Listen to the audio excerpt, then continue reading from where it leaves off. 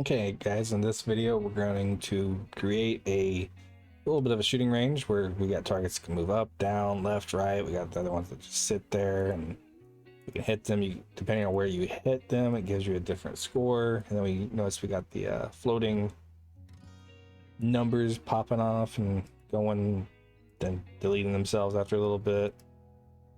And we got a little reticle for our gun here. We're going to be creating all of that in the next 2 videos probably.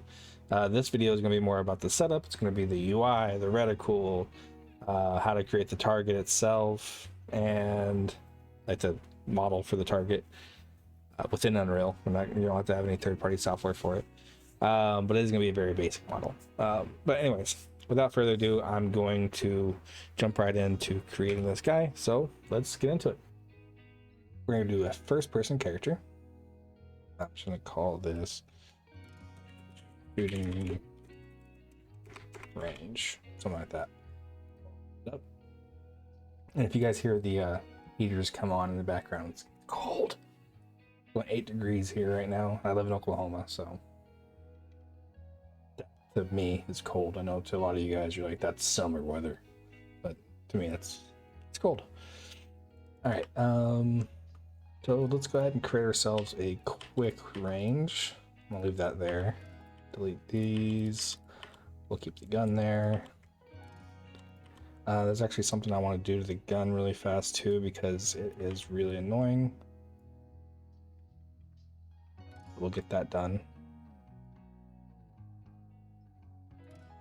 Put that on the edge there so we can pick it up easy. And let's create ourselves a little bit of a range. We'll make, I guess, yeah, we'll make a little bit bigger one than what I had in the intro. This one up, make some targets that are higher than the other ones. Okay, so real quick, I'm gonna click on the gun here. I'm gonna right click on it in the outliner, browse the asset, and what we're actually wanting is this weapon component here. This is what gets attached to the player and gives you all the logic and inputs and everything for the gun itself. So as you can see here, we're attaching this to our player, and then we are giving it the input context mapping. When you guys get into inputs a little bit more, this is how you can kind of attach inputs to a item, and so that you can say, hey, now if you press this button it does this, as long as you have this item attached to you. That's what they're doing there. Really all we're wanting to do is come right here to where we're playing the sound. And this, if you can find it, is off of the left click, the IA shoot. Come down here, responding to the projectile here, and then we are playing a sound. I'm going to actually change my sound, and I'm also going to lower the volume to like 0.25. I'm going to change the sound to something like the dockable window close. It's just a little bit less abrupt and less annoying than the gun sound. If you guys like the gun sound, keep it. I don't want it. We're gonna be doing a lot of shooting. All right, so the next thing we want to do is we want to create the actual target. So for that, we're actually gonna do a tiny bit of modeling inside of Unreal. If you're using 5.3.2, you can go ahead and go straight here to the modeling thing. If you're using any prior version, you'll need to go to edit plugins and search for the modeling tools editor mode. And yours is going to look a bit different than this. So try to follow along. All the tools are there. It's just going to be a little bit harder for you to find them. So I would suggest if you're doing this, make sure you're using 5.3.2 or a future version. Hopefully this doesn't get changed too much in the future, but we'll see. All right, so now I'm going to create a cylinder, and you'll notice we get the height here and everything. But what I'm going to do is I'm going to take and put it onto something like a wall or whatever and orientate it facing me. And then I'm going to take its radius, or not its radius, its height. I'm going to set that to about 0.1. I think it's fine. And then what we can do, we can go ahead and set up a material on it, and I think probably should have made a the basic material really fast for it. There we go, just base material, that'll work. We can just click and accept that.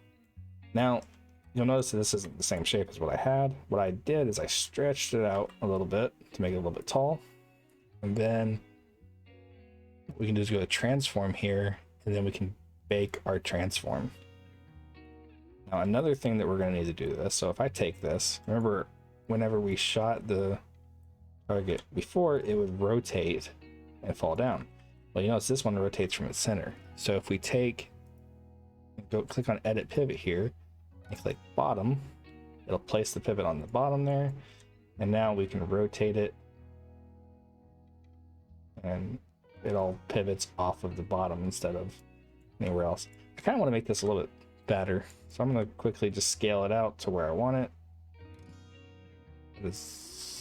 Yeah, that is going the correct way. I like it scaling weird. Something about that thick, I think it'd be better. And then again, with this bake transform, make sure not to have reset pivot ticked, otherwise you will have to reset your pivot again. But that should be fine right there. And that is our target object. Now, I've said in the past, and I said this incorrectly, so I want you guys to understand that I was wrong when I said this before. We're gonna go in here to this item. So what I did is I right clicked here and I hit browse to asset, and it brought me to the folder where it's at. And I'm gonna just rename this SM target. I'm gonna go inside of it. Now, here's the thing. If this was to simulate physics, and there's the heater if you're hearing in the background, sorry. If this was to simulate physics, we would not be able to use this complex collision as simple. Anything that simulates physics cannot use complex as simple. At least as far as I know, every time I've tried to do it, it does crash the engine. And all the documentation I've looked at also says the same thing, that you cannot do it. If anybody knows it's different, please let me know. Because I would love to be able to do that.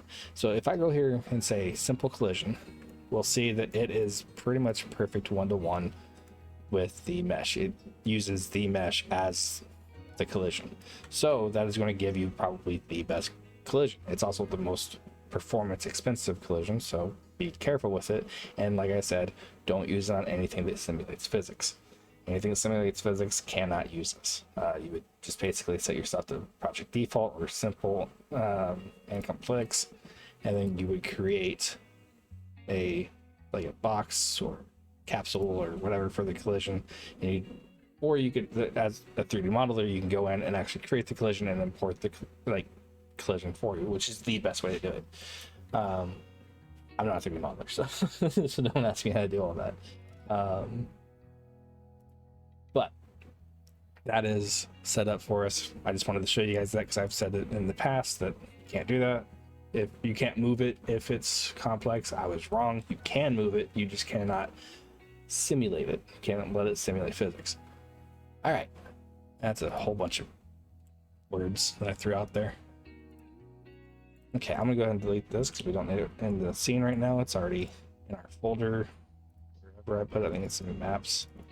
So really quick, I'm gonna right click on content, make a new folder, do underscore main. The reason we do the underscore is to keep it at the top. Make another new folder for our blueprints, another new folder for our meshes, and another new folder for materials, even though I don't really think we're gonna get too far into meshes or materials. I'm gonna open this up so I can get to our generated here, and I can move it into the meshes. Okay, and then material wise, I'm gonna right click. We're gonna go ahead and make two pretty quick materials. The first one is the one we always make in my tutorials, is our m_color, and we're just gonna hold 3, get base color here, right click, convert to parameter, and I'm just gonna call this color. Then we can hold 1, put it into our metallic, put it into our roughness. If you want these to be scalars to be able to change later on, go for it. I don't think I ever changed mine from 0.25 to 0.25 because these are just for like prototyping. I wouldn't suggest using these in the final product unless you're going very low poly, very low everything with it. But I mean, there's nothing wrong with them, so use them if you want. So I'm going to set the default color to white, apply, and save. And that should be fine for our, and what we're going to do is we're going to use this to create all of our other materials for the colors. And I'm just going to quickly right click on it, create, I'm going to say mi_red, select color, turn it to red. There we go, save. And then we can just duplicate that one, mi_blue, open it up, change it to blue, just remove the green. Actually, I'm gonna leave a little bit of green in there. 0.2, yeah, how about that? All right, and then duplicate that, my green, and just make as many colors as you want to have bands on your, or I guess hittable locations on your target, which I think this will be fine.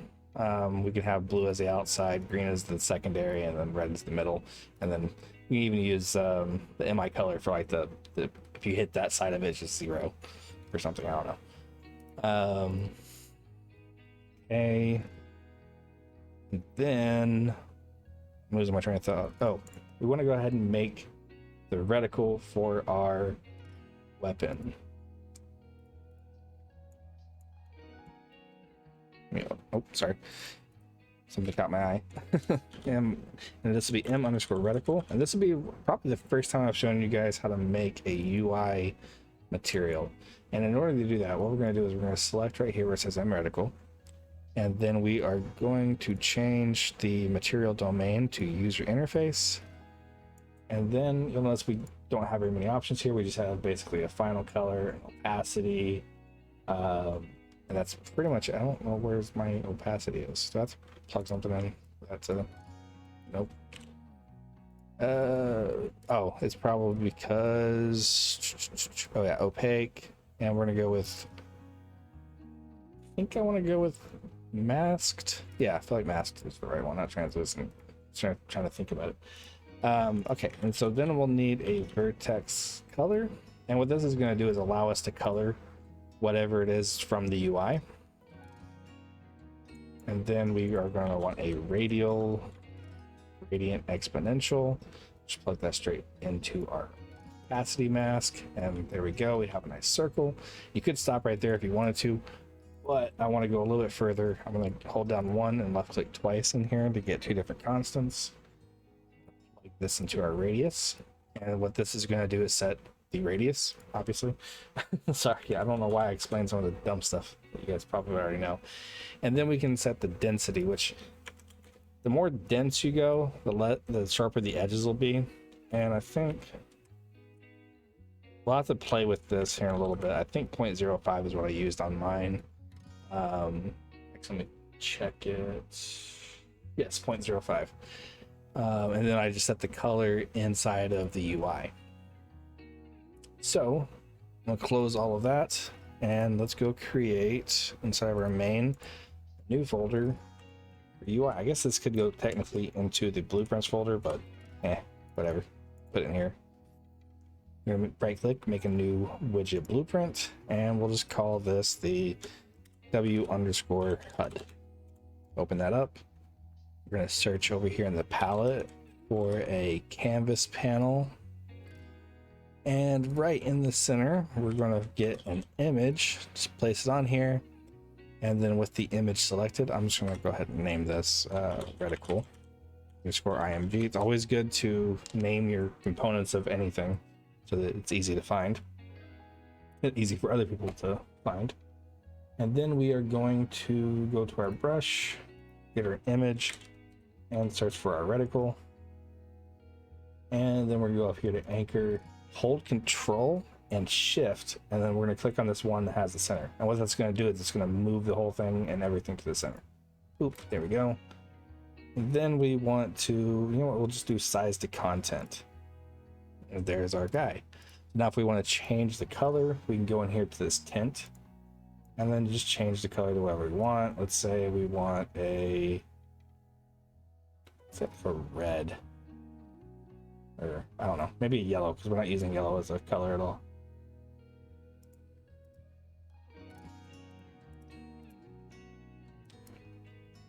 And now when I gotta add it to the character, forgot.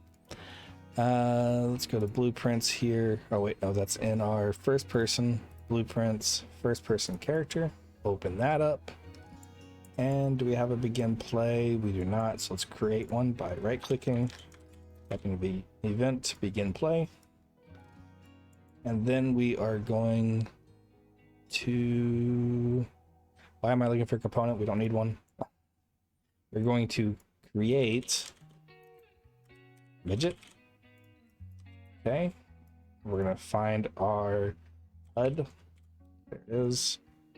And then it's a good practice. You don't have to do this, but it's a good practice to promote it to a variable. And we'll just call this the HUD reference. Just so that if there's anything you want to do later on, you can quickly and easily get a reference to that, to the widget that we created, and then send any values that you need straight to it. But in our case, we don't really need that, but just like I said, good habit to be in. Then we can just pull off of this and we can say add to viewport. There we go. And that, it's also probably a good idea to do this inside the player controller, but we'll just do it here in the character. That's more for multiplayer. And we got like basically one little pixel there. So I'm going to go and change that inside of our material. Open that up, and I'm going to set this to 0.1. Let's see how that looks. Our reticle. There we go. That's a lot better. It's not very centered. Forgot I had to do this. Let me look at what settings I had on my HUD. The crosshair. There it is. We had an alignment 0.2 and negative 0.1. Okay, that's what we'll do. So 0.2 on the alignment here, and then negative 0.1. And that's what I found while playing around to get this kind of centered with this gun. Still not great. Be a lot easier if I had a target to shoot at, huh? You know, let's just throw a target up there. It won't fall down or anything like that, but it'll be something to shoot at.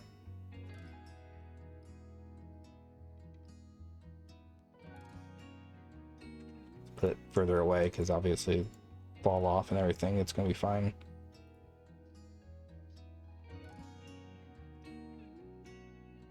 No, okay. So it is not the same as what I had on the other one. I don't know why.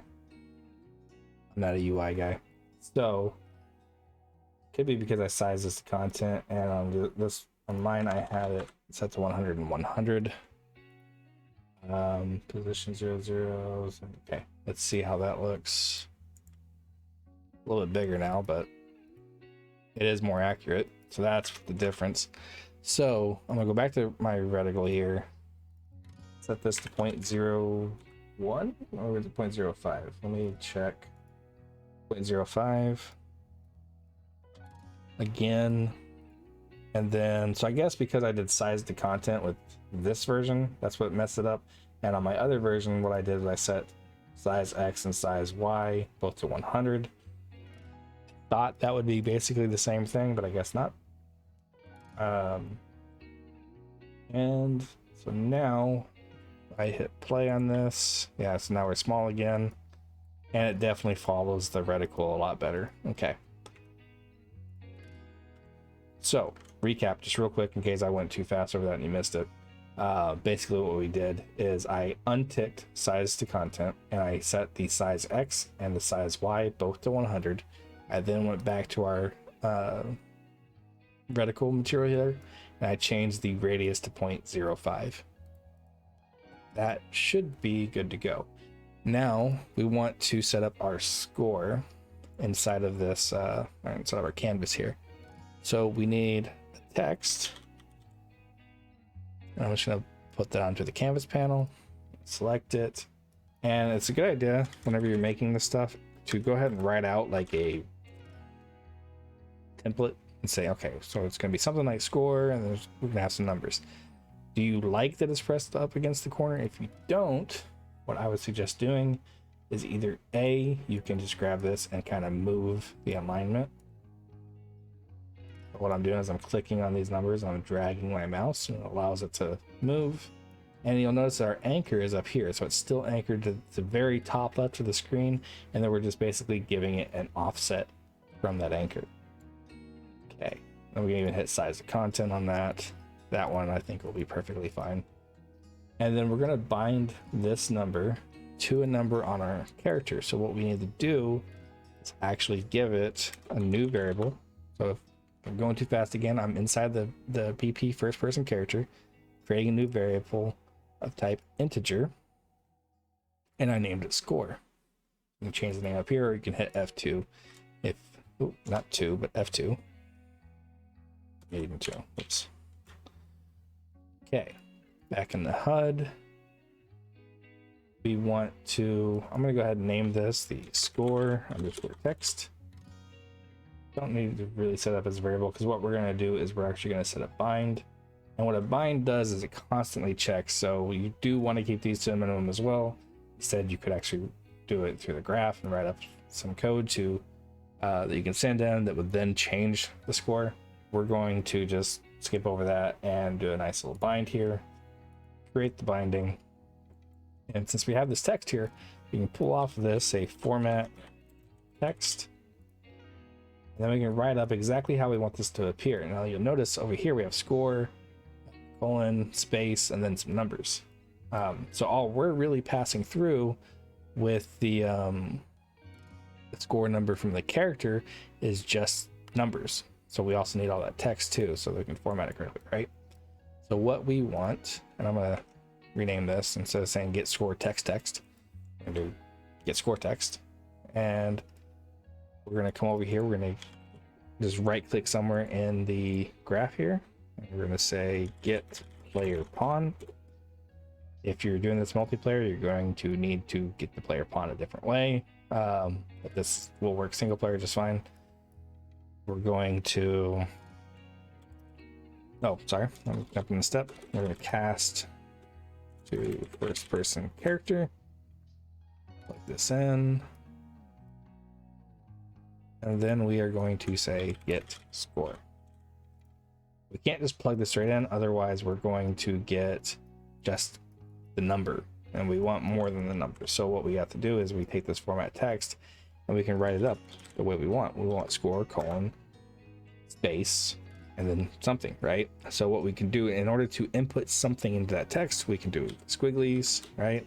And then inside of those squigglies, which I call them squigglies, I don't know what they're, curly brace I think is what they're called, we need to name a variable, and what it doesn't really matter what you put in here. I'm going to put score just because it makes it a little bit more readable. You could put X, you could put whatever you want in there, it doesn't really matter. All that matters is what you plug into it, right? So now we're taking this, we're saying a score, and then we're inputting that number right there. Make sure to hook that up. And now whatever number we input in here, so let's say we do 99999, a whole bunch of nines. Now we have a nice little score there. It even threw the comma in for us. I actually did not know it would do that, but it did. And now we have that nice little score, 99,999, right? So that's so whenever this number changes, the number in our HUD will also change. All right, guys, so I want to go ahead and take this opportunity to thank my patrons. If you guys would like to help support and see this channel grow, the link to my Patreon will be down in the description, or you could become one of my first channel members. I don't think I've actually had a channel member yet. I don't even know if I have the capability of channel members. So if I do have the capability and there's that join button down below, click it like hard. But if you're feeling like supporting in another way, comments really help. Liking, subscribing, all those things really help with the algorithm, especially comments for some reason, and subscribing. Comments and subscribing, those are like the two big things from what I understand. And then maybe we can hit 1,000. Maybe we can hit 1,000 subscribers. And if you guys are wanting to see any videos, like hey, how do I do this crazy stuff? If it's within my wheelhouse, put it in the Discord, put it in the comments below, whatever you want, and I will see what I can do. All right, until next time. Oh, wait, one more thing. The next video is going to be the actual logic of creating the targets and make them go up and down and giving the score. This was just the setup. Yeah, until next time, which will be in like 10 minutes. Bye.